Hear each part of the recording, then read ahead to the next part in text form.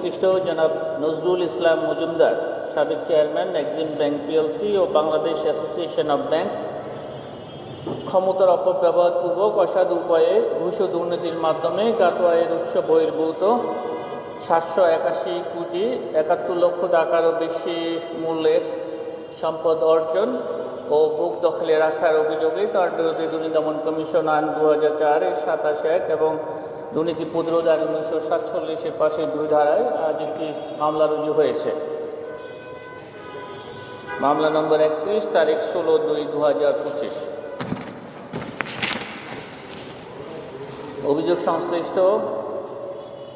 জনাব মোহাম্মদ সুবিদ আলী ভূঁইয়া, সাবেক সংসদ সদস্য, কুমিল্লা 1,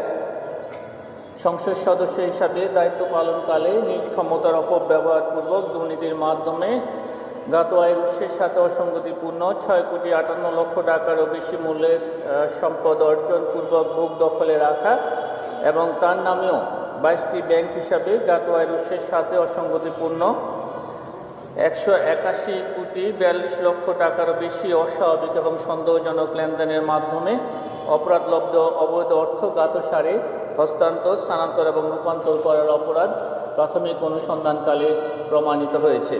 এ কারণে তার বিরুদ্ধে দুর্নীতি দমন কমিশন আইন 2004, মানি লন্ডারিং প্রতিরোধ আইন 2012 এবং দুর্নীতি প্রতিরোধ আইন 1947-এর সংশ্লিষ্ট ধারায় আরও একটি মামলা রুজুর সিদ্ধান্ত গৃহীত হয়েছে।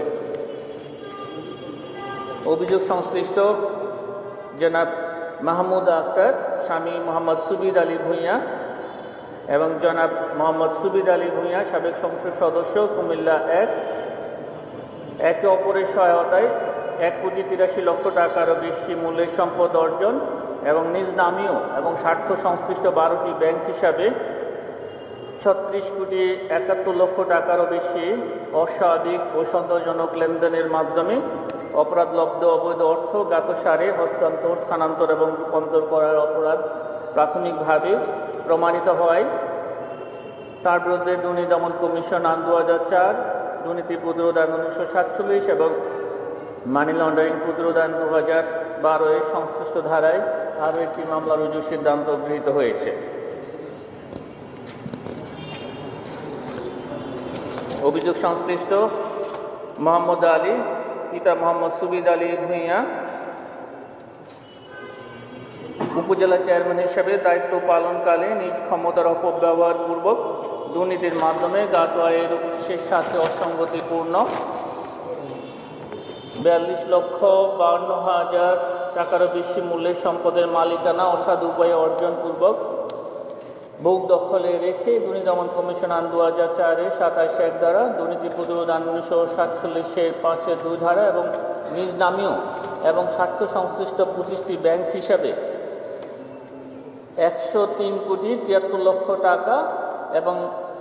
10,328.20 মার্কিন ডলার অস্বাভাবিক ও সন্দেহজনক লেনদেনের মাধ্যমে অপরাধলব্ধ অবৈধ অর্থ জ্ঞাতসারে হস্তান্তর, স্থানান্তর এবং রূপান্তর করার অপরাধ প্রাথমিকভাবে প্রমাণিত হয়েছে। এই কারণে তার বিরুদ্ধে মানি লন্ডারিং প্রতিরোধ আইন 2012-এর সংশ্লিষ্ট ধারায় আরও একটি মামলা রুজুর সিদ্ধান্ত গৃহীত হয়েছে। আপনাদেরকে অনেক ধন্যবাদ। একটা প্রশ্ন ছিল যে অন্য কাজ করছে, আমরা তো বিভিন্ন প্রতিষ্ঠান 10টার বেশি প্রতিষ্ঠানে কাজ করছি, সেগুলো বিভিন্ন প্রতিষ্ঠান ব্যবসা বিদেশি সম্পর্কে কথা বলা হচ্ছে, সেক্ষেত্রে এমএলআর করা হচ্ছে কিনা বা অন্য পদক্ষেপের অগ্রগতি সম্পর্কে মানি লন্ডারিং সংক্রান্ত যে অভিযোগগুলো আমাদের বিভিন্ন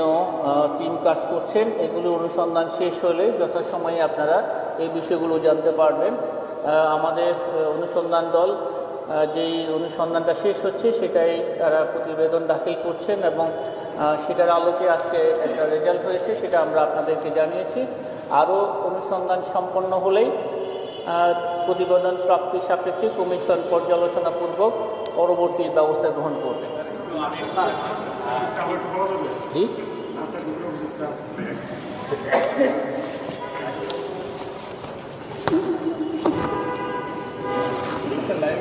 আচ্ছা। মজুমদার, সাবেক চেয়ারম্যান, এক্সিম ব্যাংক এবং নাসার গ্রুপের কর্ণধারের বিরুদ্ধে বিভিন্ন দুর্নীতি, অনিয়ম, অর্থ আত্মসাৎ, অবৈধ সম্পদ অর্জন এবং অর্থ পাচারের অভিযোগ অনুসন্ধান শেষে অনুসন্ধান দল প্রতিবেদন দাখিল করেছেন। দাখিলকৃত প্রতিবেদনের যে তথ্য উঠে এসেছে তা হচ্ছে ক্ষমতার অপব্যবহারপূর্বক অসাধু উপায়ে ঘুষ ও দুর্নীতির মাধ্যমে জ্ঞাত আয়ের উৎসের সাথে অসঙ্গতিপূর্ণ 781,31,00,000 টাকারও বেশি মূল্যের সম্পদের মালিকানা অর্জনপূর্বক ভোগ দখলে রাখার অপরাধে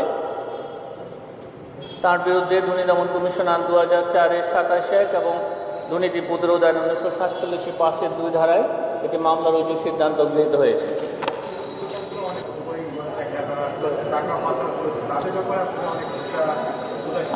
আমাদের কাছে যে অভিযোগগুলো এসেছে সেগুলোর কাজ চলমান আছে এবং আপনারা একটা গ্রুপেরটা জানতে পাচ্ছেন। আরও অন্যান্য গ্রুপের বিষয়ে যদি আপনারা আমাদেরকে আরও তথ্য দেন যেগুলি আমাদের কাছে চলমান আছে সেগুলো অনুসন্ধান শেষে আপনারা যথাসময়ে সেই প্রতিবেদনের ফলাফল আপনাদেরকে অবহিত করা হবে। আপনাদের কাছে যদি আরও কোনো ব্যবসায়িক প্রতিষ্ঠানে সুনির্দিষ্ট কোনো তথ্য থাকে সেগুলো আমাদেরকে দিতে পারে।